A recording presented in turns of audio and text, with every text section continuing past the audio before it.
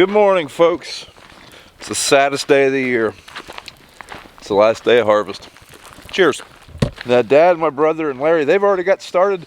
My wife had a doctor's appointment. Nothing serious, just the checkup this morning, but it was already scheduled. I didn't know if we'd be done there or not, so I stayed home with the kids while she did that. It's 9:30, they're already going, so I need to get over to the field. The thing I gotta do is check this wet bin. We probably should have been running the dryer because we're kind of low on wet space. Massive fail there. But hey, we only got 10 more loads, so we'll get it. I don't even think we have 10. We probably have like 8 more. Fish, you look cozy by the fire. That's all we have. So we should be able to wrap that up pretty easy.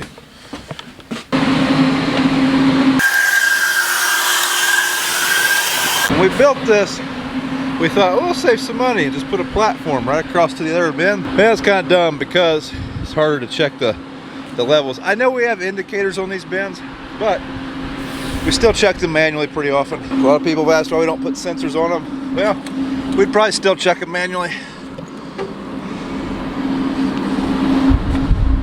So they are harvesting just across the road. We have a bunch of patches on the other side of those trees. So I'm gonna run over there. I think Dad wants to hop out of the combine for a minute and go check on a couple things, so I think I'm going to get in. I think. Probably not. Who knows? This just looks like deer country.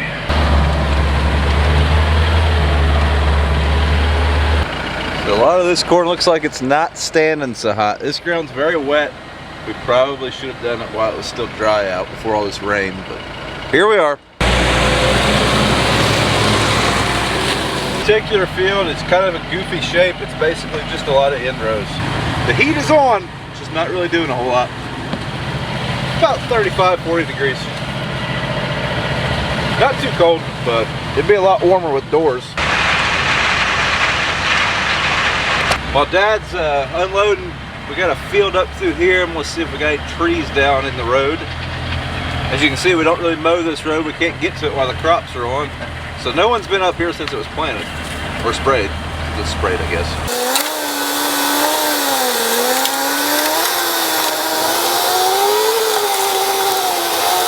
Guess we got smooth sailings. Not much corn right here though.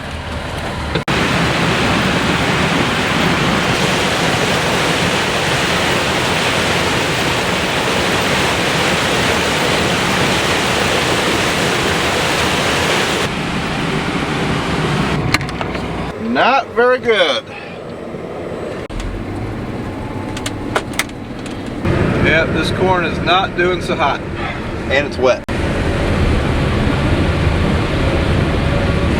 This corn is really tall, lots of fodder, and it ain't yielding worth a crap. Well, I guess in this spot it's pretty good.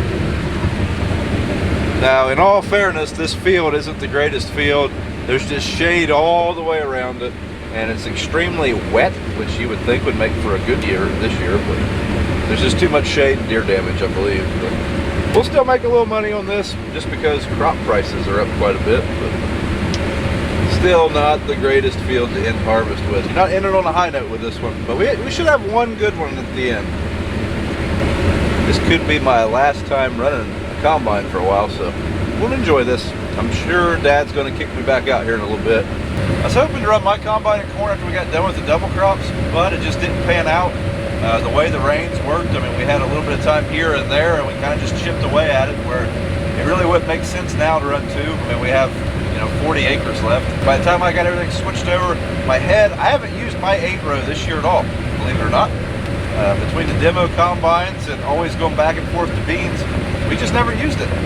So I figured by the time I drug that thing out and fixed everything that was wrong with it, we'd be done. Doing a little bit of pole dancing, going around electric poles, that's always fun. The cart and tractor just weren't quite muddy enough, so BJ had to drive it through the mud. There's right there at the entrance, it's pretty sloppy. Well, if it wasn't for this spot, this field wouldn't have done too bad.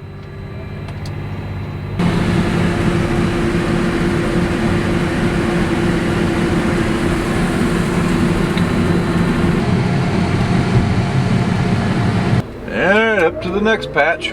We need to bring the bulldozer and the excavator over here and clear some trees starting to get a little grown up. We can usually bring our platforms up here without unhooking them, the bean heads. If we don't do that this year, I don't know if we'll be able to do that next season. Folding head is really nice. Real convenient. Real convenient. Buck gear! Buck gear! Focus! Focus! Okay, back to driving.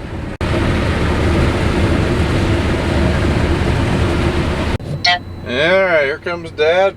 Here comes BJ, just filled up. Cart's gonna be a hold up here because he can only take out about one dump to get out of this, over these crossings we gotta go through. So Dad's gonna be waiting on BJ. Good news is, for BJ anyways, opening this field up will pretty much finish the field, and it's kind of slow going. So it won't have to be waiting too much. Nothing better than a little bit of unpredicted rainfall. Dad went and picked up lunch, so let's see what we got here. Heck yeah, tenderloin sandwich.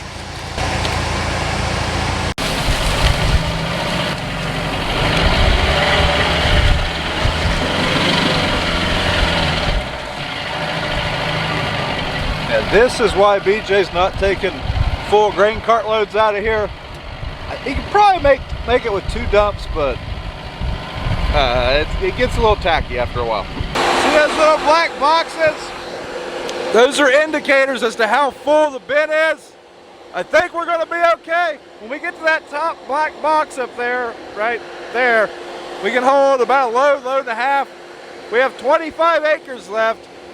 If it's good corn, that's gonna be 5 loads. It's not the greatest corn, so it's probably gonna be 3.5, 4 loads. I think we'll be all right. Looks like Big Mama's visiting.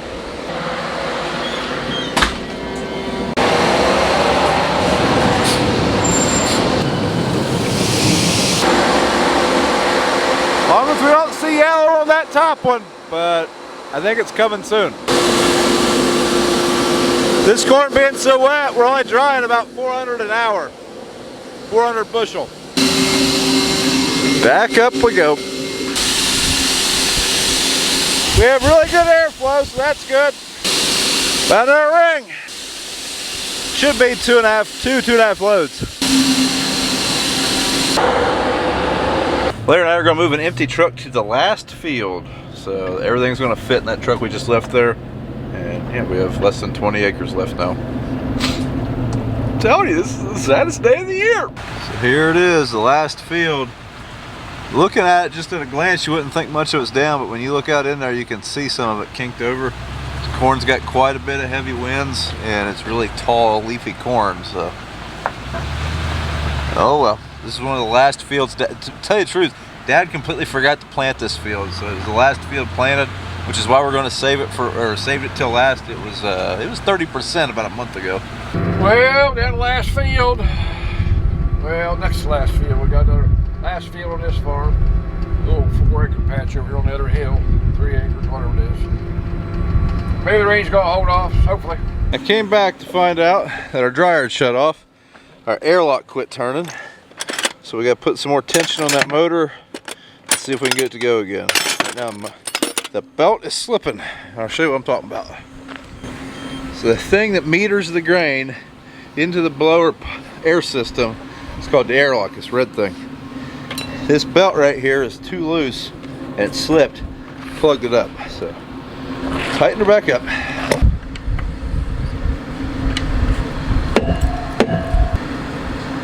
See if that helped any. Nope.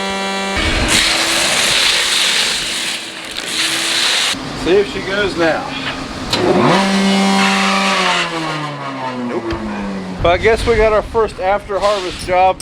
Dad just told me that we can hold the rest and that we'll fix it later. So maybe if I leave the vacuum there, we'll remember to fix it.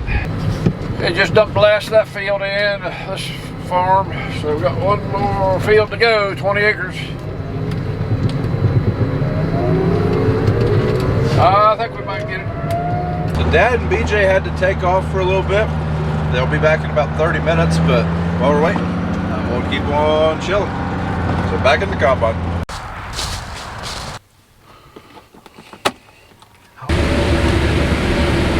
No cart driver, it sure would be nice to have that bigger grain tank in the Fendt. or the gleaner, or a new cloth, or a new deer, or a new case. I think they all got a bigger grain tank than this thing. Come on, grain cart. Come on. He's coming. I see him coming up fast. Almost done. We ain't turned the lights on. Not in the field. We've already done that for the last time. And then we got like an acre and a half left. So we got this.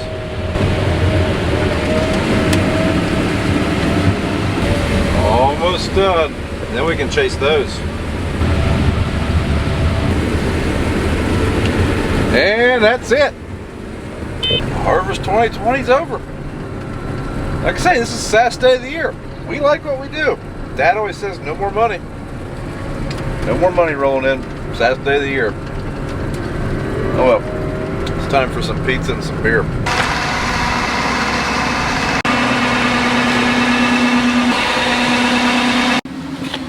Alright, I guess some equipment to move. And we're gonna skedaddle tonight.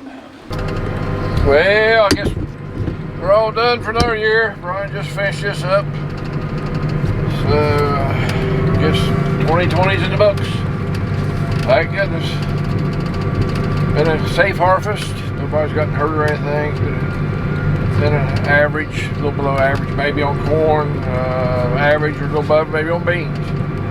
Double crops real good. So it's just now just go through some of the information, the data off the monitor to see what's the best corn, what the best varieties are, fertilizer practices, this and that. And still a lot of work to do this winter.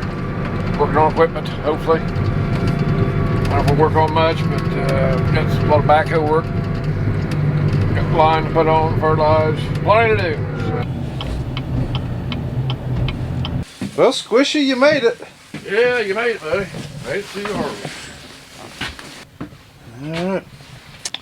Alright, let's go home. Kind of rethinking the intelligent decision that I thought I was making in driving that to work today. Squishy, get out. Well guys, first and foremost, happy Thanksgiving. Hope everybody had a great Thanksgiving. This is the day after, but that's the end of the 2020 growing season. So I do want to thank everybody that was involved in our growing season that helped make it a successful year. Some of the companies you guys see, some of them you don't. So first, our channel sponsor, AgChem Solutions, AGCO, Umverfirth, Dakota Micro, Capello, Midland Radios. Lots of companies, but then there's the ones you guys don't see, like our local energy company, Klein Energy. They're the ones that keep our dryers filled with propane. Cargill, you know, all the guys that help on each end of harvest. So big thanks to them. Thanks to, you know, my brother, my dad, our wives, Larry. Couldn't do without them. Thanks to them. But on a different note, we do still have that giveaway going on. Like I mentioned in the last video, I don't have any more details on how we're going to work it, but we are starting to get some merch from some of the companies I just mentioned. So, you know, we are going to have quite a bit of stuff to give away on each day. We're having a 12 days of Christmas giveaway. Be sure to keep checking on the social media channels, the Facebook account, the Instagram, Twitter, YouTube account. I'll post on all those when we get all the details figured out, but be sure to keep checking them, follow along so you can, you know, take part in that giveaway. Thanks for watching, everybody. Don't forget to thumbs up the video, and yeah, we'll see you in the next one.